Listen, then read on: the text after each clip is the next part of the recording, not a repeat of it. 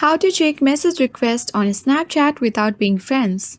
Hi everyone, welcome back to our channel.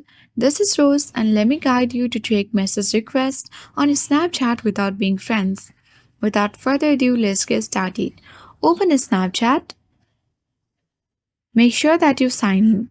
Tap profile icon in top left corner of your screen. Tap on gear icon at top right corner to access settings. Now scroll down to privacy controls section and then tap on contact me.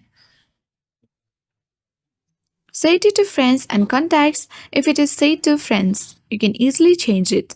Now you need to go back to the main screen and tap chat icon. Once you are done with that, if someone who is not friend of yours and if they send you a message, you will see a new chat. To read the message without them knowing, you can press and hold the message and swipe right. Once you have read, you can swipe it back left. So that is how you can easily read messages requests without being friends. I hope this guide was helpful. If it was, then do like, share, comment, and don't forget to subscribe. Thank you for watching, and I'll see you in the next video.